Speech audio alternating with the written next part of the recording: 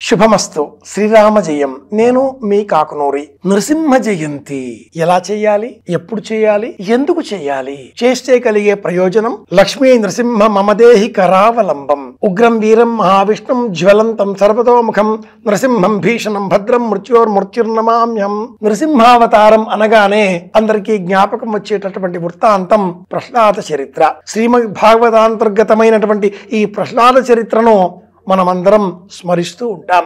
ప్రహ్లాదుడు మనందరికీ ప్రతీక. తెలియకుండానే మన మనస్సులో దైవం ఉనికిని గురించిన ఆలోచన నిరంతరం ఒకవైపున ప్రశ్నార్థకంగా మెదులుతూనే ఉంటుంది. నిజంగా దైవం ఉండవచ్చునా? ఉన్న ఎడల మనకి కష్టాలెందుకు? అందరం సమానమే కదా, కష్టాలు నాకే ఎందుకు? ఇలాంటి విభజన నిరంతరం మన మనస్సులో మెదులుతూనే ఉంటుంది. ఎలా బయటపడాలి? ఏం చేస్తే మనం ఈ ఆలోచనలోంచి బయటకు వస్తాం? ఏ దైవం మనకు చేతిని ఊతగా అందించి కాపాడుతుంది? ఆ దైవమే నృసింహ స్వరూపం.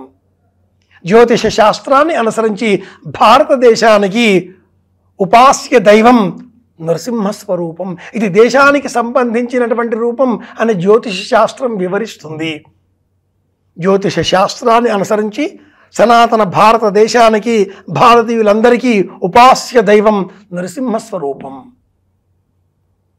మాఘమాసం మొదలుగా వైశాఖాంతం వరకు వివిధ క్షేత్రాలలో వివిధ సందర్భాలలో నృసింహ ఉత్సవాలను నిర్వహిస్తూ ఉంటారు.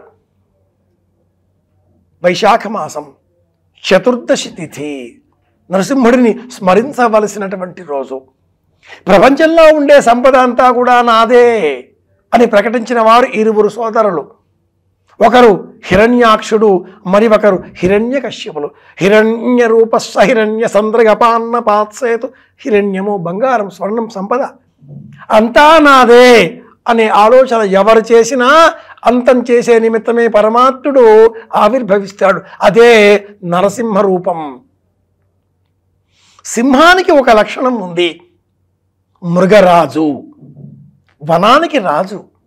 అకారణంగా, అనవసరంగా, అహేతుకంగా సింహం ఎవరిని సంహరించదు. ఆకలి వేసిన గడ్డి తినదు. తన గాండ్రింపుతో అడవిని నియంత్రిస్తుంది, సంరక్షిస్తుంది. మనిషి కూడా తన ఆత్మాభిమానం చేత, మానవత్వ గుణం చేత ప్రపంచవ్యాప్తంగా ఉన్న సమస్త జీవకోటిని రక్షించే శక్తి కలవాడు, ఆలోచనామృతం కలవాడు. అన్ని జీవులకు ఆహారం అందించేటటువంటి యోగ్యత కలవాడు మనిషి ఒక్కడు మాత్రమే. నవ్వేటటువంటి లక్షణం కలవాడు మనిషి ఒక్కడు మాత్రమే. ఇలా నాకు మరణం కావాలి అన్న హిరణ్యకశ్యపుడి కోరిక మేరకు ఎలా కోరుకుంటే అలా దర్శనమిచ్చాడు పరమాత్ముడు. ఇలా కావాలి అంటూ హిరణ్యకశ్యపుడి కోరిక.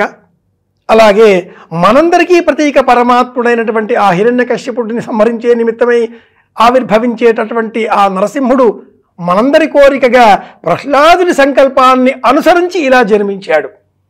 అలా ఆ నిమిషంలో ఆ స్తంభంలో కలడందురు దీనుల ఎడ అన్న ఆ శ్లోకానికి, ఆ పద్యానికి, ఆ మంత్రవాక్యానికి, అది మంత్రమే, పోతనకృతమైన పద్యమైనప్పటికీ ప్రతి అక్షరం కూడా మంత్రమే.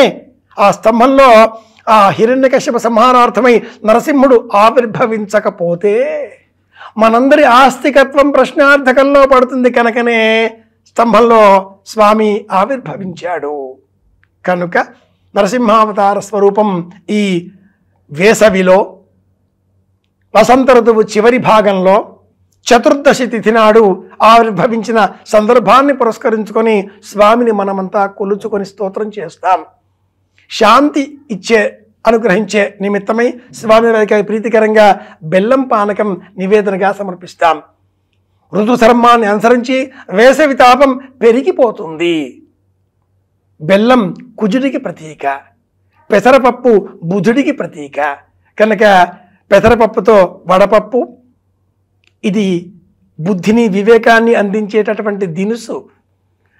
అనవసరమైన అహేతుకమైనటువంటి ఆగ్రహాన్ని, కోపాన్ని, తాపాన్ని ప్రతీకాత్మకంగా బెల్లం కుజుడితో పోల్చి బెల్లం పానకం స్వీకరిస్తే శరీరానికి అనవసరంగా శోష వచ్చి చెమట వచ్చి దుఃఖం కలిగే బాధ తగ్గుతుంది, అనారోగ్య పరిస్థితులు చక్కబడతాయి, ఆరోగ్యం చేకూరుతుంది. మన ఇంటిలో ఏదైనా ఒక స్తంభానికి బొట్టు పెట్టి నామం అలంకరింపజేసి వస్త్రాన్ని ధరింపజేసి ఈ స్తంభమే స్వామి, ఎందుకు ఇలా చెప్పారంటే ఇల్లే నరసింహస్వరూపము, దేశమే నరసింహస్వరూపము. ఇలా ఆలోచన చేద్దాం. శ్రీమత్పయోనిధి నికేతన చక్రపాణే స్తోత్రాలు చెప్పే ప్రయత్నము చేద్దాం. సంసార ఘోర గహనే చరతామురారే ఆరోగ్య భీకరముగ ప్రమరార్థితస్య ఆర్తస్య మత్వర నిదాఘ నిపీడితస్య లక్ష్మీ నృసింహ మమ దేహి కరావలంబం. దుఃఖంలో ఉన్న మనల్ని కాపాడేటటువంటి ఆపన్న హస్తం నరసింహుడిదే. స్తోత్రం చేద్దాం, క్షేమం కోరుకుందాం, మళ్ళీ కలుసుకుందాం. వెంకటరమణ శాస్త్రి గారి పెద్దబ్బాయి కాకునూరు సూర్యనారాయణమూర్తి. శ్రీరామ జయం.